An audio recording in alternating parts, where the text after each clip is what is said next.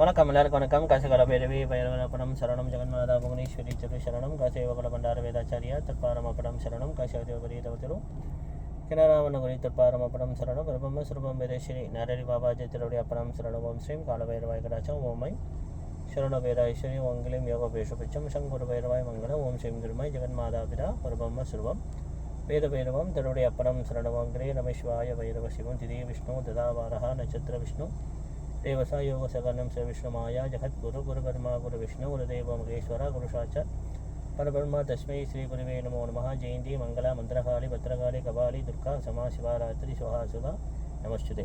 இன்னைக்கு தேதி 23ஆம் தேதி 6ஆம் மாதம் 2026 செவ்வாய்க்கிழமை காலை மணி ஒரு 8 மணி போல ஸ்ரீ ஜெகன்மாதா ஸ்ரீ யோகமாய ஸ்ரீ புவனேஸ்வரி தேவி காசிகால பைரவி பைரவருடைய ஆன்மீக தகவல். இந்த சதஸ் இந்த ஆன்மீக தகவல் 151 சதஸ். நேற்று 150 சதஸ் பற்றி நான் பேசியிருந்தேன், ஆன்மீக தகவலை பற்றி.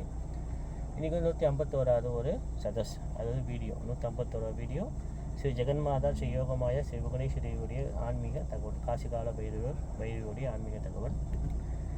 முத்ரா நேற்று நான் சொர்ண பைரவருடைய மூல மந்திரம் மகா மந்திரம் காயத்ரி மந்திரம் பற்றி சொல்லியிருந்தோம்.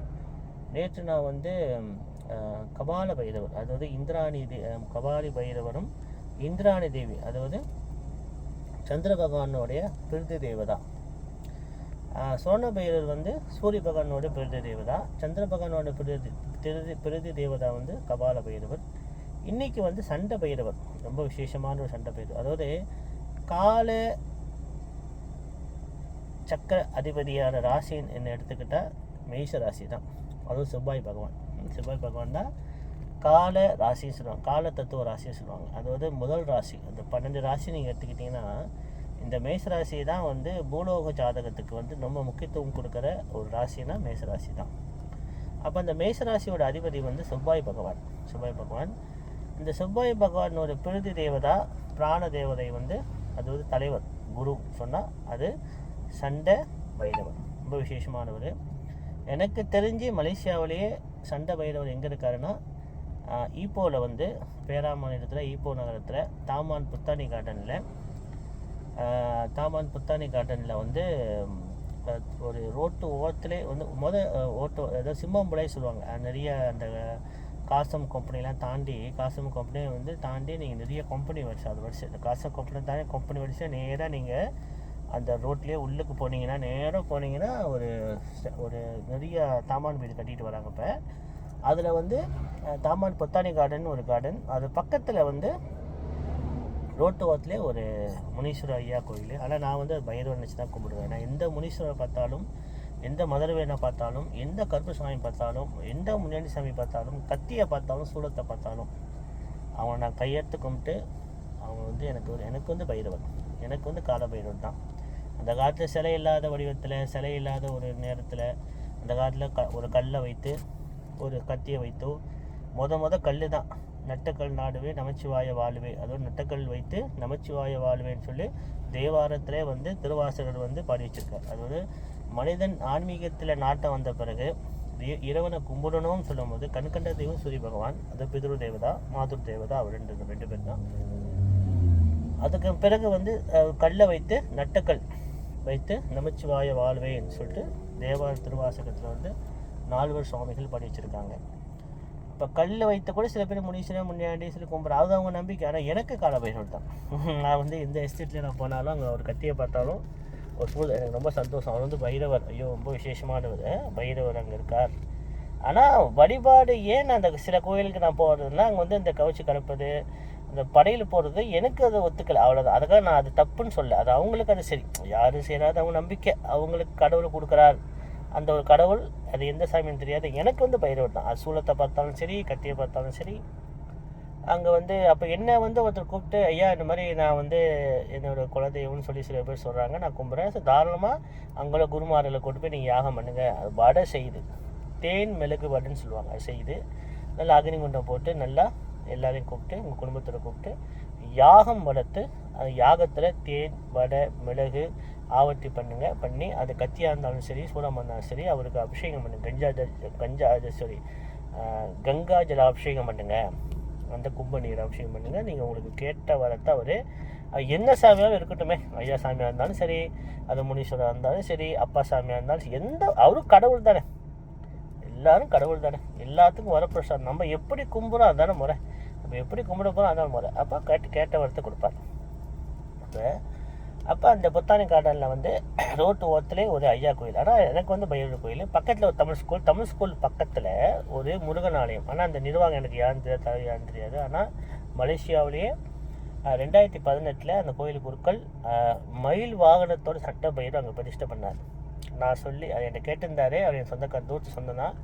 சொன்னேன், ஐயா நான் வந்து பைரவ வைக்கணும்னு ஆசைப்பட்றேன், நான் என் கோயில் முருகன் ஆலயம். நான் என்ன பயிர் மலேசியாவில் வந்து எங்கேயுமே சண்டை பைரவர் இல்லை, நீங்கள் மயில் வாகனத்தோடு வச்சுருங்க. வருங்காலத்தில் சண்டை பைரவர் அங்கே ஒருத்தர் இருக்கான்னு மக்களுக்கு தெரிய வரும்போது கோயிலுக்கு கண்டிப்பாக வந்து பூசணிங்க விளக்கேற்றி யாகங்கள் தர்மங்கள்லாம் கடைப்பிடிப்பாங்க, அபிஷேக தர்மங்கள் அதெல்லாம் கண்டிப்பாக செய்யுங்க நான் சொல்லியிருந்தேன். அவரும் அதை கடைப்பிடித்து 3 அடிக்கு பைரவர் ஸ்தாபனம் பண்ணார். ரொம்ப சந்தோஷமாக, இப்போ கூட போனால் எனக்கு ரொம்ப சந்தோஷம். ஓகே, இப்போ இந்த சண்டை பைரவர் வந்து ரொம்ப விசேஷம் என்னென்னா, அவர் வந்து முருகனோட அம்சம். முருகனுக்கு பிரதி தேவதா, செவ்வாய் பகவான் பிரதி தேவதா, பிராண தேவதை வந்து சண்டை பைரவர். அவர் நட்சத்திரம், இப்போ எந்த நட்சத்திரக்காரன் குறிப்பாக அவர் கும்பிட சொன்னால் அது மிருகசீரிடம், சித்திரை, அவிட்டம், இந்த 3 நட்சத்திரக்காரவங்க கண்டிப்பாக இந்த மந்திர ஜபத்தை கண்டிப்பாக செய்யணும். ரொம்ப ரொம்ப முக்கியமான. ஏன்னா இந்த ஜாதக குறிப்பில் ஒன்று இருக்குது. எந்த ஒரு ஆம்பளை பிள்ளை வீட்டில் முதல் குழந்தை மிருகசீரிடம், சித்திரை, அவிட்டத்தில் பிறந்தால், திருப்பி சொல்கிறேன், ஒரு வீட்டில் வந்து முதல் குழந்தை மிருகசீரிடம், சித்திரை, அவிட்டத்தில் பிறந்தாலும், கடைசி குழந்தை ஆம்பளை பிள்ளையாக பிறந்து அது வந்து மிருகசீரம், சித்திரை, அவிட்டம் நட்சத்திரத்தில் பிறந்தாலும் அந்த குழந்தையை வந்து முருகனுக்கு தத்து கொடுத்து தத்து வாங்கணும்னு சொல்லுவாங்க, சாஸ்திரங்கள் சொல்லுது.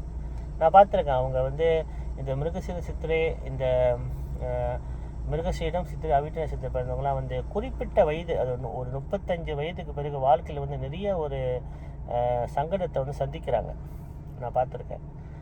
அப்போ சங்கடங்கள்ங்க, ரொம்ப பிரச்சனைகள், ரொம்ப சங்கடங்கள், வாழ்க்கை போராட்டம் சந்திக்கும் போது அப்போ வந்து என்ன சொல்லணும்னா, அவங்களை வந்து இந்த மெயின் வந்து புவனேஸ்வரி, எல்லா குடும்பவாசிகளும் ஒரு தாயை கும்பிடணும். எனக்கு நான் புவனேஸ்வரி எடுத்துக்கிட்டேன். உங்களுக்கு எந்த அம்பாள் நினைக்கிறீங்களோ, மாரியம்மனோ, காளியோ, துர்காவோ, பிரத்யங்கரா, வாராகி, ராஜமாதங்கி, ஜுவாலாமுகி, இந்த அம்பாள் அவங்களுக்கு பிடிக்கும். அந்த அம்பாளை பிரதானமாக தாயை கும்பிட்டுட்டு, அதன் பின் கால பைரவரை பிரதானமாக கும்பிட்டுட்டு, அதன் பின் அந்த கால பைரவ அம்சமான சண்ட பைரவரை இவங்க நல்ல வழிபாடு செய்யணும். ஒரு மந்திரம் என்னென்னா, ஓம் சர்வசத்ரு நாசாய வித்மஹே மகாவீராய தீமஹே தன்னோ சண்ட பைரவ பிரஜோதியா. அவர் மனைவி வந்து கௌமாரி தேவி. உண்மையிலே பார்த்தா மலேசியாவில் எனக்கு தெரிஞ்சு 100க்கு 75% மாரியம்மன் கோயில் தான் இருக்குது. எந்த எஸ்டேட்டில் பார்த்தாலும் சரி, பிரதான இந்த மாரியம்மனுக்கு ரொம்ப முக்கியமான சண்டை பைரவர். கண்டிப்பாக சண்டை பைரவர் இருந்தே ஆகணும். அவர் காவல் தெய்வம் இல்லை, பிராண தேவதையாக சண்டை பைரவர் வீடு அதுக்கு கோயிலுக்கு விளைவியாவோ இல்லை ஈசான மூலையாவையோ இல்லைனா அந்த இடத்துல வந்து அது குபேர மூலையாவோ வைத்து அம்பாலை பார்த்த மாதிரி வைக்கணும். மாரியம்மன் கண்டிப்பாக வைப்பாங்க. எல்லா மலேசியாவில் முக்காசி பார்த்தீங்கன்னா மாரியம்மன் கோயில் தான் இருக்கும். அந்த மாரியம்மன் கோயிலில் கண்டிப்பாக சண்டை பைரவர் அம்சம் இருக்கணும். இல்லை கால பைரவராக வைக்கணும். அந்த கோயில் திருவிழா ஆரம்பித்தோடனே எல்லை தேவ பூஜை ஹோமம் செய்யணும். எல்லையில் போயிட்டு அதன் பின் வந்து எல்லை தேவ பூஜை பண்ணிவிட்டு மகா பைரவடியாக அங்கே பயஞ்சிட்டு அது பின் பைரவரோட ஹோமம் செய்து அது பின் ஆஞ்சநேய சுவாமி ஹோமத்தை செய்த பின் தான் அந்த கொடியை ஏற்றுவாங்க. அது ஆகமத்தில் விதி இருக்குது. இந்த கிராம தேவதை பூஜையில் வந்து கிராம தேவதை விதி படலம் சொல்லி ஆகமத்தில் ஒரு விதி, ஒரு படலம் இருக்குது, ஒரு விதி சாஸ்திரம் இருக்குது. கிராம தேவதை எல்லைக்கட்டுன்னு சொல்லுவாங்க. அது வந்து தமிழ் எல்லைக்கட்டு. ஆனால் அஷ்டஸ்டிக் பாடல்கள் பூஜையும் சேர்ந்து வரும். அது பிறகு அந்த குருமார்கள் தெரியும், நல்ல ஆகமம் படித்த குருமார்களுக்கு இந்த விவரம்லாம் தெரியும், சொல்ல தேவையில்லை, எல்லோரும் தெரியும். நம்ம தெரிஞ்ச மாதிரி பேசக்கூடாது இல்லையா? சரி, இப்போ கௌமாரி தேவியோட நட்சத்திரம் காயத்ரி மந்திரம் வந்து ஓம் சிகித் பஜாய வித்மஹே வஜ்ரஸ்தாய தீமஹே தன்னோ கௌமாரி பிரஜோதியா. இந்த 2 மந்திரமும் சித்திர நட்சத்திரம், அவிட்ட நட்சத்திரம், மிருகசி நட்சத்திரக்காரன் கண்டிப்பாக ஜபம் பண்ணி ஆகணும். அதுவும் குறிப்பாக யாருக்கு செவ்வாதசை நடக்குதோ அவங்களும், யாருக்கு கேது மகாதசை நடக்குதோ அவங்களும் இந்த சண்ட பைரவ மந்திரத்தையும் கௌமாரி மந்திரத்தையும் கண்டிப்பாக விடவே கூடாது. இது ரொம்ப முக்கியம். ரொம்ப முக்கியம். அவங்க வந்து எப்படின்னா எதிரிகள் தொல்லைகள் இருந்தால் அது நிவர்த்தி ஆகும். சில பேர் கடன் சுமை, எதிரிகள் மறைமுகமான தொல்லைகள், சகோதர ஒற்றுமை இல்லாமல் இருப்பது, குடும்ப சந்தோஷம் இல்லாமல் இருப்பதெல்லாம் வந்து இந்த சண்டபைர மந்திரமும் கௌமாரி தேவி மந்திரமும் கண்டிப்பாக அவங்க ஜபம் கண்டிப்பாக செய்யணும். முடிஞ்ச வரைக்கும் முதல் 2 வாட்டி 3 வாட்டி நீங்கள் சொல்லுங்கள். அது உங்களுக்கு அது அப்படியே மனப்பாடமாயினா ரத்தத்தில் கலந்த பிறகு நீங்கள் உங்களுக்கு பலன் பார்ப்பீங்க. எடுத்தோடனே எந்த ஒரு மந்திரத்தையும் எந்த ஒரு இயந்திரமும் எந்த ஒரு தாயத்தையும் வந்து உடனே பலன் கொடுக்காது. எடுத்தோடனே பிரச்சனையை தான் பண்ணும். அது 48 நாள் பிறகு தான் அந்த சக்தியாகப்பட்ட உடம்புல கலந்த பிறகு தான். இப்போது ஒரு குருமாரே வந்து ஒரு தாயத்தை செஞ்சு கொடுக்காரு வச்சுங்களேன், செஞ்சு கொடுக்குறான்னா அந்த தாயத்தை கையில் போட்டு யோகத்தை கொடுக்காது. நம்மளோட கர்மாவை விலகும். நம்மளுக்கு கூட பாவ கர்மாக்கள் தசா கெட்ட கண்டங்கள் தான் அதை நிவர்த்தி பண்ணணும். அதன் பின் தான் படிப்படியாக நம்மளுக்கு ஒரு 48 நாள் ஆகும் அந்த ரத்தத்தில் அந்த சக்தி நம்மளுக்கு கலப்பதுக்கு. அதான் ஒரு மண்டலம் சொல்லுவாங்க. எந்த ஒரு பூஜை ஒரு மண்டலம். அப்போ எல்லாரும் வந்து இந்த குறிப்பிட்ட நட்சத்திரம் மிருகசீரிடம், சித்திரை, அவிட்டம் இந்த நட்சத்திரம் பிறந்தவங்களும், செவ்வாதசை நடப்பில் இருக்கிறவங்களும், கேது மகாதசை நடப்பில் இருக்கிறவங்க, வீட்டுக்கு மூத்த ஆம்பளை பிள்ளை, வீட்டுக்கு கடைசி ஆம்பளை பிள்ளை கண்டிப்பாக இந்த மந்திரங்கள் கண்டிப்பாக சொல்லணும். இந்த 12 ராசிக்கும் ராஜான்னு சொன்னால் அது மேச ராசி தான், முதல் ராசி. அவங்க தான் வந்து முக்கியத்துவம். அந்த ராசியை கை வைத்து தான் மற்ற எல்லாத்தையும் வந்து பலனே எடுப்பாங்க. அதில் கால தத்துவ ராசின்னு சொல்லி சில அந்த ஜோதிட அன்பர்கள்லாம் தெரிய வரும். சரி, ஓம் கிரி நம சிவாய பைரவ சிவம். அடுத்தது வந்து இந்த 12 வயதுக்கு மேலே உள்ள ஆண் பிள்ளைகள் வந்து இந்த யோகங்கள் பெறணும்னு சொன்னால் கண்டிப்பாக வந்து கந்தர்வா ராஜா ஓமன் ஒரு ஓம், அது கண்டிப்பாக எல்லா குருக்கள்மார்களும் செய்ய தெரியும். அது கண்டிப்பாக செய்யணும். அப்படி இல்லைன்னு சொன்னால் அந்த கந்தராஜாவோட மந்திரங்கள் என்ன மந்திரம்னா ஓம் கலத்திர தோஷ நிவர்த்தியாய் வித்மகே மகாவீராய் தீமகி தன்னோ சிவ பிரஜோதியார். ஓம் இப்படி ஒரு மந்திரம் இருக்குது. அடுத்த ஒரு மந்திரம் வந்து முக்கியமான மந்திரம் ஓம் கலத்திர தோஷ நிவர்த்தியா வித்ம, அதாவது கந்தர்வ ராஜாய வித்மகே கலத்திர தோஷ நிவர்த்தியா தீமகி தன்னோ சிவ பிரஜோதியார். ஓம் கந்தர்வ ராஜாய வித்மகே கலத்திர தோஷ நிவர்த்தியாய தீமகே தன்னோ சிவ பிரஜோதியாது.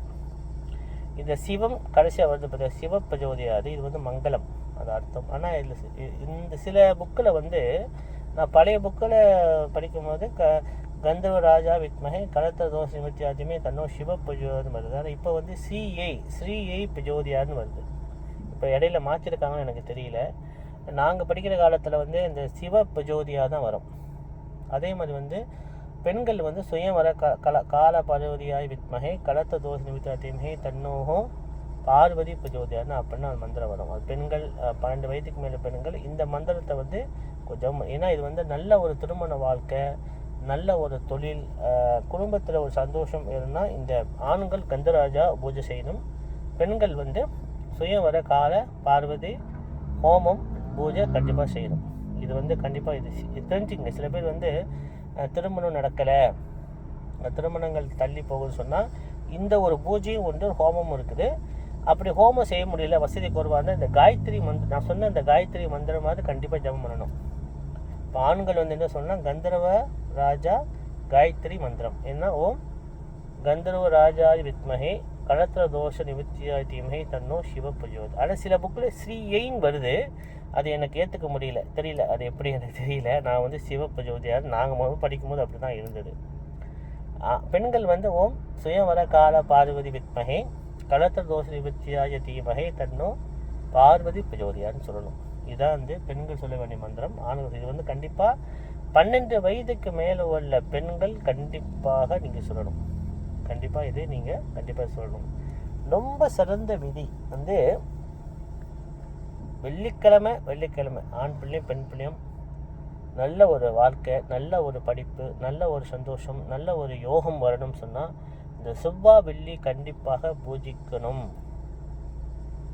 செவ்வாய் வெள்ளி கண்டிப்பாக அவங்க இது கண்டிப்பாக பூஜிக்கணும்.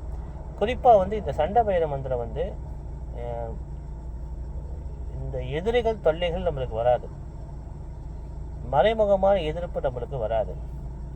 குடும்பத்தில் வந்து சில தோஷங்கள் இருந்தால் நிவர்த்தி ஆகும். அதாவது ஒரே ஸ்ரீ புவனேஸ்வரி படமும் ஸ்ரீ பைரவ படம் வச்சு இத்தனை மந்திரம் நம்ம சொல்லலாம். விளக்கு கண்டிப்பாக வீட்டில் ஏற்றணும். விளக்கு சில பேர் வந்து விளக்கு வந்து 2 விளக்கு ஏற்றணும், 3 விளக்கு ஏற்றணும், 4 அப்படின்னு கணக்கு சொல்கிறாங்க. விளக்குக்கு வந்து கணக்கே கிடையாது. விளக்கு வந்து மகாலட்சுமி அம்சம். வீட்டில் எவ்வளோ விளக்கு அவ்வளோ மகாலட்சுமி கடாட்சம் உங்களுக்கு ஏற்படும். இந்த காலத்தில் சாண விளக்கு தான் இருந்தது.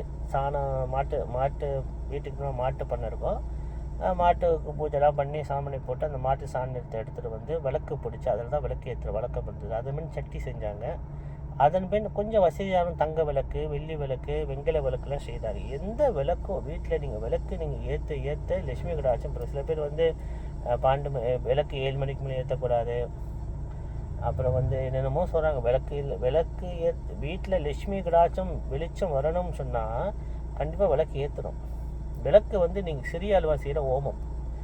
நீங்கள் நம்ப மாட்டீங்க, இந்த ஹோமம் வந்து பெரிய தீபம், பெரிய விளக்கு. நம்ம ஏற்ற சின்ன விளக்கு என்பது அதுவும் சின்ன அளவு ஹோமம் தான். நம்ம சொல்கிற மந்திரம் அவ்வளோ வித்தியாசம். ரெண்டுமே ஒன்று தான். ஆனால் நான் என்ன சொல்கிறேன்னா, ஹோமங்கள் நீங்கள் கண்டிப்பாக எல்லோரும் வீட்டில் ஹோமம் செய்யணும். அப்படி வீட்டில் நீங்கள் செய்ய முடியாத போல ஒரு 10 வீட்டு பிறகு ஒருத்தர் ஹோமம் செய்ய வச்சுங்களேன். ஒரு குருக்கள் வந்து டக்குன்னு உங்கள் வீட்டில் நல்லா கதவுலாம் திறந்து வைத்து குத்துவிளக்கு ஏற்றி வைத்து உட்காந்து லட்சுமி தேவி அவர் வீட்டுக்கு வர்ற மாதிரி என் வீட்டுக்கு எட்டி பார்த்துட்டு போங்க சொல்லி நீங்கள் வெத்தலை பாக்கு வச்சு கூப்பிடணும். மந்திர ஜபம் பண்ணி கூப்பிடணும்.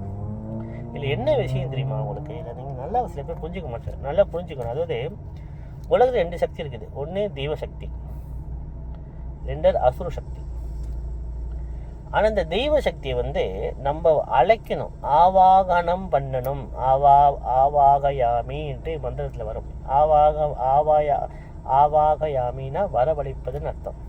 வெத்தலை பாக்கு வச்சு வீடை நல்லா சுத்தமாக மூவ் பண்ணிட்டோ கழுவிட்டோ கோமியம் தெளிச்சு, அதுவும் காராம்பசு கோமியம் கிடைச்சா என்ன விசேஷம்? ஒரு சொட்டு போட்டாலே போதும். காராம்பசு கோமியம் உமாமாவை பிடிங்க, அவங்களுக்கு தான் இந்த கோமியெல்லாம் கிடைக்கும். அவங்க ஊர்லேருந்து வாங்குவாங்க செலவு பண்ணி. அவங்கள்ட்ட நீங்கள் காசு கட்டினா கூட உங்களுக்கு ஆனால் உறுதிப்படுத்த மாட்டாங்க. எப்போ வருதோ அப்போ தான் வாங்கி கொடுப்பாங்க. எனக்கே அவங்க தான் வாங்கி கொடுத்தாங்க. நான் காசு கொடுக்கல, குரு தட்சிணை கொடுத்தாங்க. அதுவும் காராம்பசுடைய கோமியம். காராம்பசு கோமியம் ஒரு சொட்டு விட்டு தெளிச்சுட்டு வீடை நல்லா கழுவிட்டு வெத்தலை பாக்கு வச்சு இல்லை குத்துவிளக்கு ஏற்றி வச்சு இல்லை 2 விளக்கு இல்லைன்னா ஏதோ ஒரு சின்ன ஒரு அகல் விளக்காவது ஏற்றி வச்சு, அது மண் விளக்கு பயன்படுத்தாமல் வெங்கல விளக்காவது பயன்படுத்துங்களேன். காலங்காலமாக நீங்கள் தீபம் ஏற்றலாம் இல்லையா? வச்சு தீபம் ஏற்றி நீங்கள் மந்திர ஜபம் பண்ணால் அம்பாள் வருவாங்க.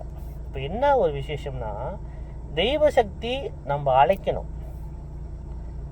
வாமா வீட்டுக்குன்னு அழைக்கணும். ஓகே, பக்கத்தில் இருக்கிற ஹோமம் செய்கிறாங்களா, வீடை நல்லா திறந்து வைத்து நல்லா குத்துவிளக்கு ஏற்றி வச்சு வெத்தலை பாக்கு வச்சு கோமியம் தெளித்து நீங்கள் தாயே உட்காந்து மந்திர ஜபம் பண்ணணும். காயத்ரி மந்திரம், ஏதாவது லட்சுமி காயத்ரி சொல்லணும். தாயே அந்த வீட்டுக்கு வரீங்க, என் வீட்டுக்காவது வந்து எட்டி பார்த்துட்டு போங்க தாயேன்னு கலைக்கணும். அது தெய்வ சக்தியோட பண்பு. ஆனால் அசுர சக்தி நீங்கள் எதையுமே அழைக்கவே வேணாம். வீட்டை நீங்கள் எவ்வளோ அழுக்க வைக்க சண்டை போட்டுருக்கீங்களோ அசுர சக்தி ஆட்டோமேட்டிக்காக வீட்டுக்கு வந்துடும். இது 2 தான் வித்தியாசம். அசுர சக்தியை நீங்கள் அழைக்கவே தேவையில்லை. உங்களுக்கு கெட்ட மனசோட வீட்டில் உட்காந்துருந்து அவனை திட்டிக்கிட்டு இவனை திட்டிக்கிட்டு புறணி பேசிக்கிட்டு கெட்டதை பேசிக்கிட்டு அவனுக்கு அவன் வீட்டில் பாருங்கள் லட்சுமி வராது, தெய்வசக்தி நிற்காது. அது வந்து அசுர சக்தி ஆட்டோமேட்டிக்காக வந்துடுமா. அசுர சக்தி நம்ம அழைக்கணும் தேவையே இல்லை. ஆனால் தெய்வசக்தி அப்படி இல்லை. தெய்வசக்தி சுத்தம் வேணும், நல்ல சங்கீத ஞானம் பாடல் இருக்கணும், மந்திர ஒழிக்கணும். லேசாக மந்திரம் சொன்னாலே போதும், மனசுக்கு சொன்னாலே போதும். இல்லை ஒரு முறை மணி டங்குன்னு அடிச்சு பக்கத்தில் இருக்கான எழுப்ப வேணாம். லேசாக மணி அடிச்சாலே போதும். மணி அடிப்பது கெட்ட சக்தி விரட்ட தான் ஒரு சக்தி இருக்குது. அப்போ நீங்கள் பாருங்கள், இடசக்திக்கு என்ன தன்மை? நம்ம அழைக்கணும், பூஜை பண்ணணும், கோலம் போட்டு வீட்டு முனுக்கு விளக்கேற்றி வச்சு அழைக்கணும். கண்டிப்பாக அம்பாள் வருவாங்க, மகாலட்சுமி தேவி கண்டிப்பாக வருவாங்க. ஆனால் அசுர தேவதை அப்படி இல்லை. நீங்கள் கூப்பிடலையோ எல்லா கெட்டதும் நீங்கள் செஞ்சீங்கன்னா, எல்லா கெட்ட மனசோட வீட்டில் இருந்தாலும் அசுத்தமாக வீட்டில் வச்சுருந்தாலும் ஆட்டோமேட்டிக்காக அசுர சக்தி வீட்டில் வந்து உட்காந்துக்கும். சூனியம் சொல்லுவாங்களே, அது அசுர சக்தி தான். இப்போ அவங்களுக்கு அந்த சூனியம் வந்த பிறகு கஷ்டம் வரும்போது, ஐயோ எனக்கு பக்கத்தில் மந்திரம் பண்ணிட்டான், அவன் மந்திரம் பண்ணிட்டான், இப்படி தான் எண்ணம் வரும். ஏன்னா அவங்க எண்ணமே கெட்டு போச்சே. கெட்ட எண்ணங்கள் வந்தால் கெட்ட சக்தி அங்கே வந்துடும். கெட்ட சக்தி வந்தால் கெட்ட எண்ணங்கள் வரும், கெட்ட செயல் நடைபெறும். அதனால் எப்பயுமே வந்து இடசக்தியை நம்ம இப்போ சில பேர் கேட்பாங்க, ஐயோ நான் வந்து சாமியை நான் வந்து இப்படிலாம் கும்பிடணுமா, இப்படிலாம் மந்திரம் படிக்கணுமா, இடசக்தி இப்படி செஞ்சால் தான் வரும். எதுக்கு வேதங்கள் மந்திரங்கள் எழுதி வைத்தாங்க? இவ்வளோ பூஜை எழுதி வச்சாங்கன்னா இடசக்தியை நம்ம கூப்பிடணும், அன்பாக கூப்பிடணும்.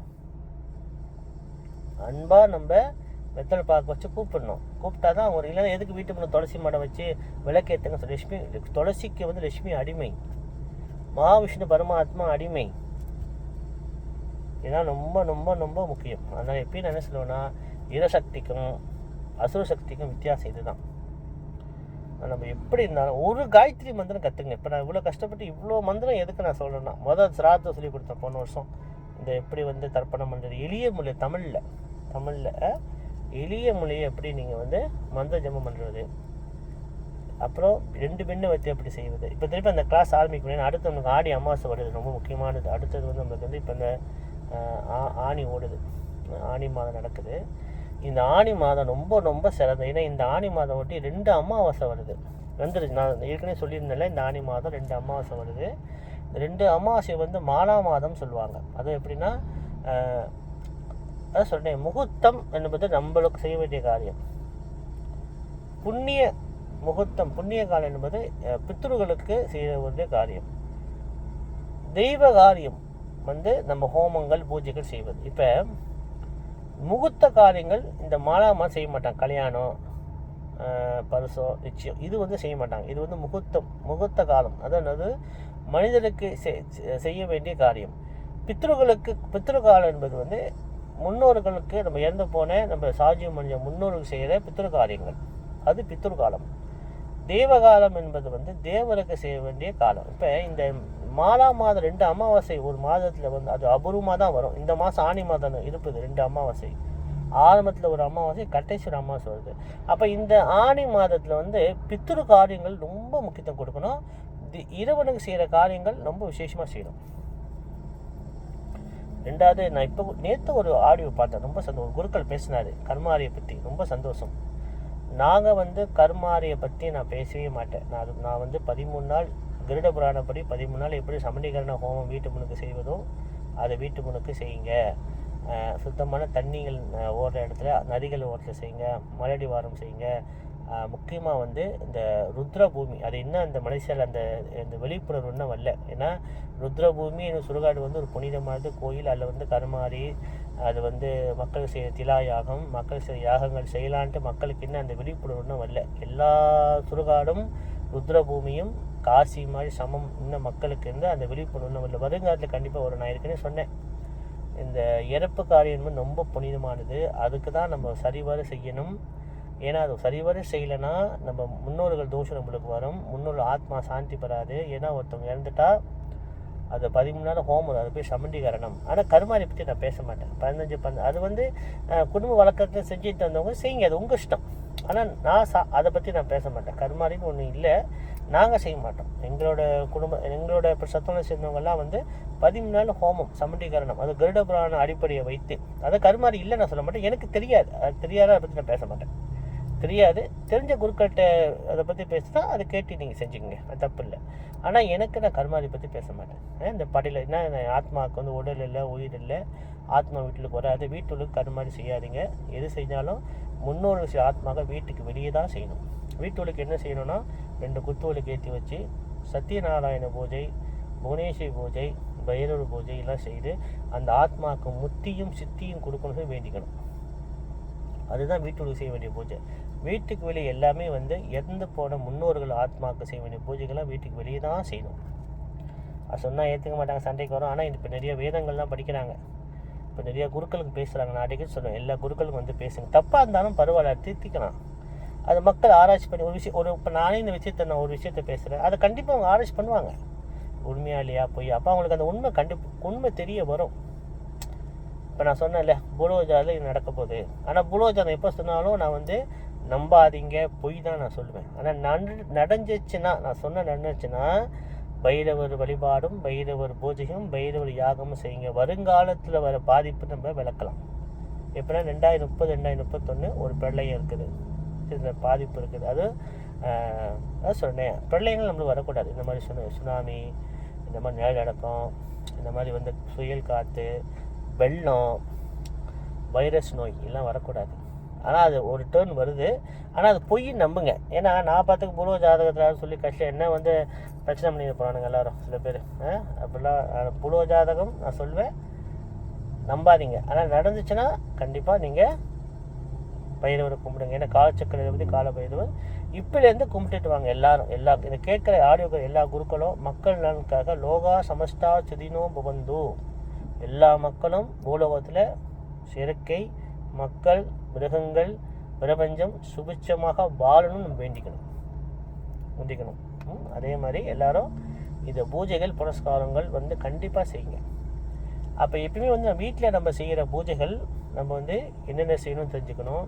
வீட்டுக்கு வெளியே என்னென்ன பூஜைகள் செய்யணும்னு தெரிஞ்சுக்கணும். இதெல்லாம் விவரம் இருக்குது. எல்லா பூஜையும் ஒன்றும் இல்லை. அப்போ இந்த மாதத்தில் நடக்கிற மாலா மாதம் ஆடி மாதம் 2 அமாவாசை இருப்பதால் முன்னோர்களுக்கு செய்கிற வழிபாடான பித்ருகாரியங்கள் பித்ருகாரியங்கள் சிராத்தம் தர்ப்பணம் வீட்டுக்கு வெளியே தான் செய்யணும். அடிக்க சொல்லுவேன் என்கிட்ட கற்றுக்கிறவங்க இந்த சிராத்தம் தர்ப்பணம் திலாயாகனா வீட்டுக்கு வெளியே செய்யுங்க, இல்லை ஆத்தங்கர ஓரத்தில் செய்யுங்க, இல்லை நம்ம பசுமாட்டு தொழுவத்தில் செய்யுங்க, இல்லை மலடி வாரம் செய்யுங்க. சுத்தமாக நதிகள் ஒரு இடத்துல செய்யுங்க. ஆனால் உப்பு தண்ணி இடத்துல, அது கடற்கரை ஓரத்தில் செய்யாதீங்க. உப்பு தண்ணி காற்று இடத்துல செய்யுங்க. இப்போ கூட அது ஒரு சண்டை கொண்டாரு. இது 3 வருஷம் முன்னாடி நீங்கள் என்ன கடற்கரை ஓரத்தில் இந்த பித்ருகாரியம் செய்யாதீங்க சொல்றீங்க, அப்போ கருமாரி செய்யலாம் தப்பா? அது உங்கள் நம்பிக்கை, நீங்கள் செய்யுங்க.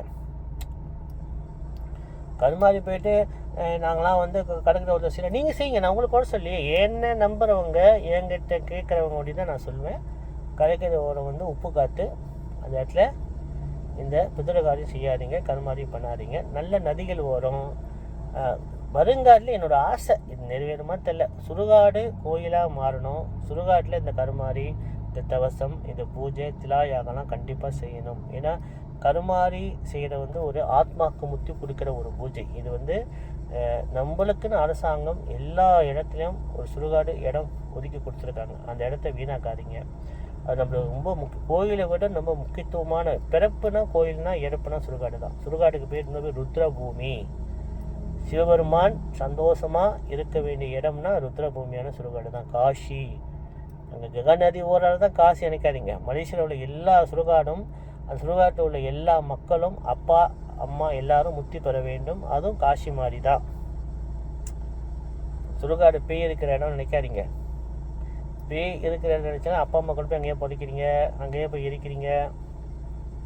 சொல்லுங்கள், பேய் இருக்கிற இடம் தானே. பேய் சுடுகாடுலாம் இருக்காது. அள்ளி விட்டு அலைகிறாங்க பேய் இருக்குது பிசாசு இருக்குது, அதெல்லாம் கிடையாது. சொரவன் தான் பேய். சுடுகாடை இவன் ஒருத்தன் அப்பா அம்மா போய் புதைச்சிட்டு சுடுகாடை பேயின்றானோ அவன் உண்மையிலே மனுஷனே கிடையாது. அப்பா அம்மாவை போய் புதைக்கிறீங்க. அப்பா அம்மா யார்? இறைவனுக்கு சமம். கடவுளுக்கு அடுத்தது அப்பா அம்மா. உன்னை பெற்ற அம்மாவை நீ பேயின்னு சொல்லுவியா? பேய் இருக்கிறதுல போய் அப்பா அம்மா புதைப்பியா? பேய் இருக்கிறதுல போய் அப்பா அம்மா போய் இருப்பியா? இது என்ன ஒரு முட்டாள்தனமான பேச்சு எனக்கே தெரியல. அது கோயிலாக பார்க்கறது இல்லையா? நம்ம முன்னோர்கள் இருக்கிற இடத்த போய் கோயிலாக சுத்தம் பண்ணுறது இல்லையா? சாமி கும்பிட்றது இல்லையா? யாகம் பண்ணுறது இல்லையா? தெரில. வருங்காலத்தில் என்ன ஆகுதுன்னு தெரில, பார்ப்போம். காசிகார பைரவி வைரவரப்படம் சரணம். ஜெகன்மாதா புவனேஸ்வரி திருத்தலங்கரி நமசிவாய் பைரவசியம். இன்றைக்கி நான் இந்த சண்டை பைரவரை பற்றி நான் விளக்க சொல்லிட்டேன். அடுத்தது ரொம்ப முக்கியமான பைரவரார் உன்மத்த பைரவர் வாராகி. உன்மத்த பைரவருக்கு இன்னொரு உன்மத்தம் என்ன அர்த்தம்னா பைத்தியக்காரன்னு அர்த்தம். உன்மத்தன் தமிழில் அது மாற்றினா பைத்தியக்காரம், திசை திரும்புறவன். வாராகி தேவியிட்ட வாலாட்டாதேன்னு ஒரு சாசனம் சொல்லுது. ஆனால் உன்மத்த பைரவர் சித்தி பெற்றவங்கள்ட்ட பார்த்தாலே பைத்தியம் பிடிக்குமா. அவங்க தப்பாக பேசிட்டு அவங்களுக்கு துரோகம் பண்ணவங்க உன்மத்த பைரவ உபாசனை பெற்றவங்களாம் இருக்காங்க சில ஊரில். இங்கே மலேசியாவில் நான் பார்த்ததில்ல, ஊரில் நான் பார்த்த உபாசனை பெற்றவங்களாம் வெறும் உன்மத்த பைரவரே கும்பிடுவாங்க. அவங்கள்ட்ட ஏதாவது வாக்குவாதம் பண்ணி ஏதாவது நம்பிக்கை துரோகம் பண்ணாங்கன்னா அவங்களுக்கு பார்த்தாலே எஃபெக்ட் பண்ணும். அதை நான் பார்த்துருக்கேன், கண்ணால் நான் பார்த்துருக்கேன். அதனால் இந்த உன்மத்த பைரவர் ரொம்ப முக்கியம். குதிரை வாகனத்தோடு இருப்பார், கையில் பிரம்ம தண்டம் வச்சுருப்பார். ரொம்ப அம்சமான ஒரு கடவுள் உன்மத்த பைரவரம். அவரோட மனைவியான யோகினி மகாவாராகி, அன்பான தேவி. அதனால் எந்த ஒரு பைரவரையும் கண்டிப்பாக நம்ம கரெக்டாக மந்திர பூஜை பண்ணோமா அந்த சக்தியை நம்ம தொடலாம், தொட்டு பார்க்கலாம். ஏன் வீணாக்குறீங்க? வயசை வீணாக்காதீங்க, நேரத்தை வீணாக்காதீங்க. நல்லா மந்திர ஜபம் கற்றுக்கிட்டு நல்லா செஞ்சு பலன் வாங்குங்க. 60 வயசு பிறகு இறைவனை உணர்ந்து சாமி கும்பிட்டு மந்திர ஜபம் பண்ணி 60 வயசுக்கு பிறகு யோகம் என்ன பண்ணுறது? நீங்கள் சொல்லுங்கள். நான் தான் சாமிகிட்ட சொல்லுவேன், கோயிலுக்கு போகிறீங்களா, நல்லா வேண்டுங்க. எனக்கு நம்பர் அடிக்கணும், பெரிய பணக்காரன் ஆகணும், என் சுற்றுலும் நல்லா இருக்கணும், உலகம் நல்லா இருக்கணும், என் பிள்ளைங்க நல்லா இருக்கணும், என் நல்லா வேண்டுங்க. நான் பணக்காரனா வரணும் வேண்டுங்களேன், ஏதோ ஒரு நாள் பலிக்குமே. அரை குறையாக வேண்டாதீங்க சாமிக்கிட்ட, நல்லா வேண்டுங்க, கண்டிப்பாக அள்ளி கொடுப்பார். இன்னைக்கும் ஒரு நாள் ஒரு சொல் பலிக்கும், ஒரு சொல் வெல்லும், ஒரு சொல் பலிக்கும். இறைவன் டக்குன்னு கண் திறக்க மாட்டாரா? இன்னைக்கும் கண் திறப்பார். காசிகால பைரவி பைரவ அர்ப்பணம் சரணம் ஜெகன்மாதா புவனேஸ்வரி திருசுந்தரி நமசிவாய பைரவ சிவம்.